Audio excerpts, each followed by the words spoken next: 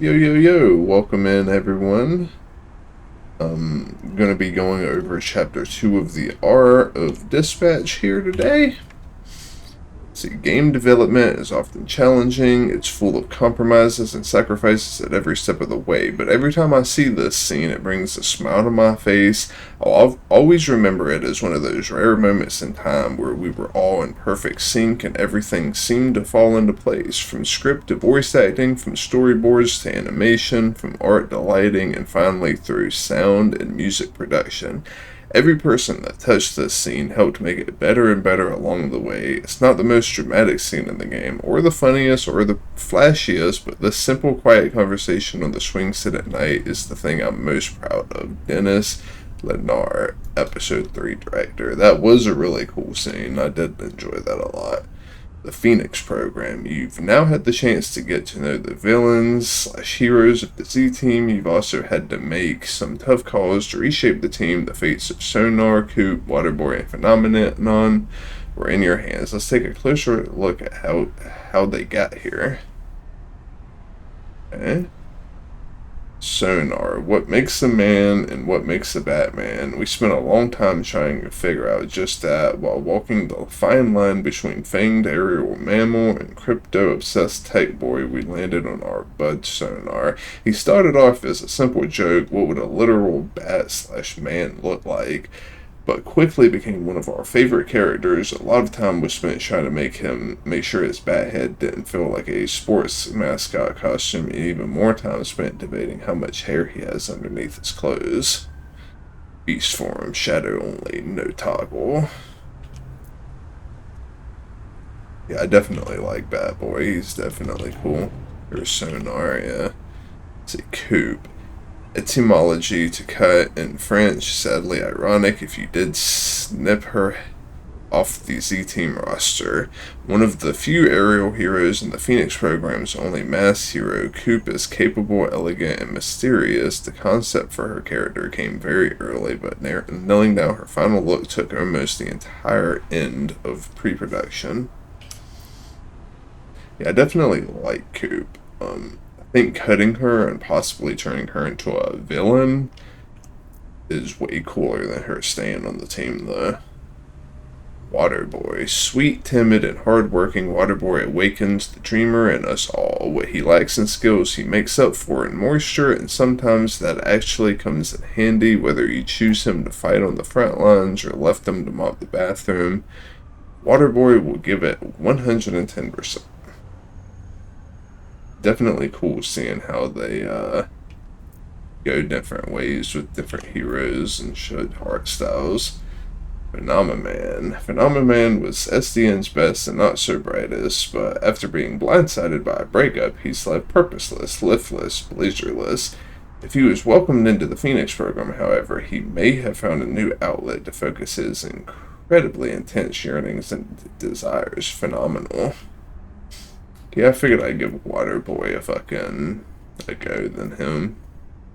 Ward, the best, brah. Originally conceived as a deplorable character that was far more involved with the Z Team's antics in the field, Ward was initially designed to have a transformative power that increased his size and strength. The idea of his close ties with the Phoenix program was eventually scoped out of the game, so his powers were removed aside from massive strength. In lieu of becoming Robert's trusty, brainy, and friendly robotics man stationed in his very own secret lab in the basement of SDN, Royd's lab. Most of the Torrance SDN office is sporting some pretty archaic technology, but Royd's lab is an oasis for gear nuts behind multiple layers of security. He's hoarding a room full of high-end gadgets and a stockpile of confiscated weaponry from captured villains. Definitely like Royd. Royd is cool as fuck. Setting, props, and branding. A world with superheroes and villains is a world that allows for a lot of fantastical elements to exist, but most of the props we encounter as a dispatcher in an office are pretty mundane. Regardless, they are all rendered with the same level of care and attention to detail, so they maintain the same aesthetic, whether it be a mystical power-infused sword or a dog poop bed.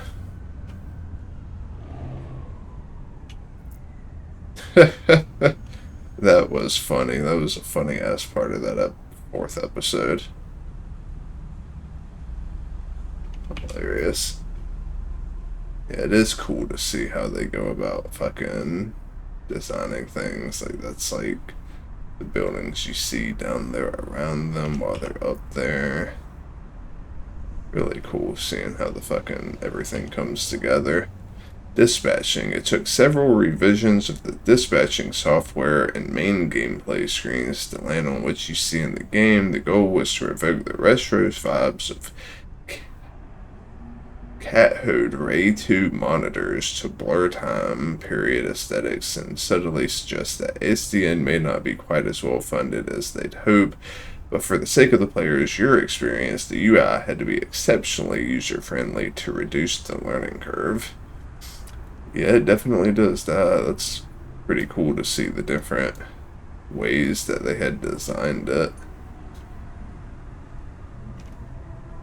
Definitely cool to see. UX challenges. Dispatch presented a lot of usability challenges due to the amount of information displayed at once. In these initial concepts, you can see the exploration of different locations. For the hero cars, we opted to go with the horizontal format because it allows players to see our beautiful art better. Definitely makes sense. The map evolution. The map went through a few phases before it ended up in the monocratic. This way you see in-game in collaboration with Polly Ragumov, narrative designer and resident Torrance expert. I created a map mock-up with Torrance locations and 3D models on the left. The concept was then taken by our animation partner and refined into a saturated sprawl on the right. UI color process. The UI's original warm colors and blocky details leaned more 70s before we moved to cooler tones and pixelated details. This was done to match the Dispatch CPU's functionality for dispatching heroes while also being able to hack subscribers' security systems. Pretty fucking cool. Cool seeing how they design like the map, SDN's headquarters. Hacking. The basics of the hacking node were blocked out in Unreal Engine, but the default gray orbs just weren't cutting it. Excuse me. Surprisingly enough, we love where it landed, but it's equally cool to see the range and nuance of our experimentations on orb and virus icons and how those designs might have influenced how each moved and navigated the hacking grid. Definitely cool. The opening sequence of Robert getting ready for work top of episode 4 wasn't in the script but was added in during development to underline how not super Robert is feeling at this point in the story. I wanted to have one shot in the sequence that could stand on its own, where even in just one frame we could understand what he was going through. This is the result. Definitely fucking felt that for sure. Okay, and then we got the storyboard of the episodes. This is like the storyboard for episode 3. Really cool seeing how they go through like the storyboard process. This was the storyboard for this last episode. Definitely really cool. Hopefully y'all enjoyed this video of me kind of going over the artwork. I definitely enjoy making these videos. Be sure to watch the first part. I'm going to be making a third part and also a fourth part on the art series, but I will see y'all next time. Be sure to like, subscribe, and comment and let me know how y'all think about these videos. And yeah, I appreciate everyone. See you guys.